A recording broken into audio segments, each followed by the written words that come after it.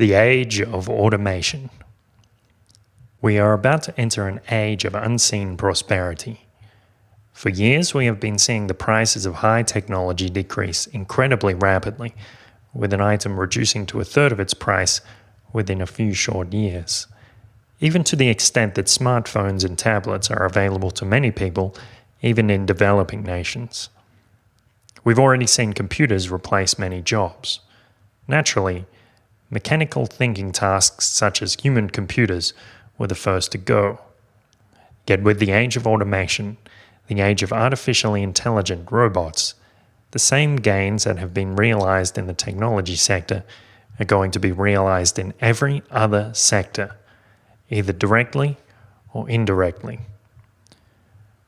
We are at a stage where machines can not just aid manual labor, but replace it entirely. Let's imagine a case study. You might pay $30 for a new pair of jeans. Or if you live in Australia, you might pay $100. How did those jeans get on your legs? Which steps can be automated and which steps can be removed entirely? Those jeans were probably made in a sweatshop in a cheaper country by hand. They were driven by van to a shipping yard to be packaged and sent across the seas. They're unloaded at the dock and transported by truck to a wholesale center, then onto retail stores. At the mall, the laborers unload the jeans and carry them up to the store, where the shop attendant puts them on the shelves. You take a bus to the mall, and you're served by a fitter who gives you some tips on sizes and styles. That's how it happens today. Let's have a look at how it will happen in the world of next Tuesday. The jeans are made in a factory by stitching robots. This factory is located within your own country, as the price of labor, that is, robot maintenance and electricity, has dropped down so low that it's cheaper to produce the goods in your country than produce and ship them from another. A robot truck delivers them, perhaps interstate, to a local distribution center. You could go to the mall and look at some jeans, but that's somewhat excessive when you can just order a solar-powered drone to fly to your house with a selection of jeans in your size, let it land itself on the table, and give you a couple of different camera angles as you try them on. Or maybe you could forego remote production and delivery entirely by ordering the patterns online and entering them into your own stitching machine. Using automation, scores of human positions have already been replaced, and scores more have been eliminated. It wouldn't be unusual to see the price drop to a quarter of what it was previously. You might say, but those greedy capitalists will just install their robots and keep the profits for themselves. Those savings won't reach the consumers. Some of the business owners will behave in this way, no doubt, but it only takes one very efficient and economical company to use a new production and cost model to put pressure on an entire industry. One single company selling clothes this way can disrupt the existing models enough to change everything, bidding down the price like a Dutch auction. You might say, so what, Kurt? Now we'll be getting cheap jeans. Whoopity-diddly-doo.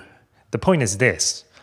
These savings will be passed on to just about everything you buy. Every table made from wood chopped by robots, every television delivered to your door by a drone, every tomato shipped from Sonora to Jalisco, every piece of fertilizer delivered by auto truck to grow that tomato, and every irrigation pipe laid by machine. Everything. You won't need a corner store anymore. You'll have access to a convenience distribution center. Look through the merchandise online, and the drone will deliver your goods in less time than it takes you to walk around the corner and back. The store doesn't even have to be large enough for customers to walk into, potentially saving money on real estate or allowing a larger selection of goods. Many people, when eating cheaply, will opt to eat from fast food machines rather than fast food stalls or restaurants. In apartment buildings, you won't necessarily have a kitchen within the apartment anymore.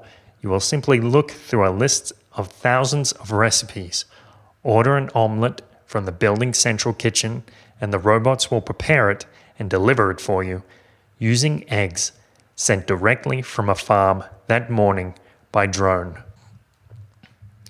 I tell a lot of people about these technologies becoming accessible, and they tend to dismiss it as something in the distant future, perhaps something that governments will try to stop, something potentially dangerous, or something which we might not even have to think about in our lifetime.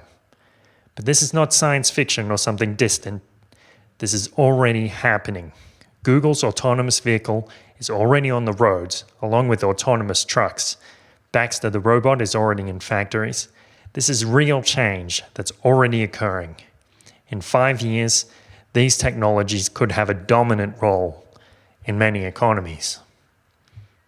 This could provide many people a problem which they never thought they would have, the problem of having too much money. Of course, many people will squander their newfound wealth, but many more will save it and take a risk on creating a new technological breakthrough, propelling us exponentially into a future where grand luxuries aren't just available for the few, but for the many. What would you do if you were living at a 50% discount? Press like on YouTube. Press like on Facebook. Subscribe on YouTube, iTunes, and Pocket Casts. Follow us on Twitter @BattleAZ, @TroubleBubble, and show your support at donate.theparadiseparadox.com.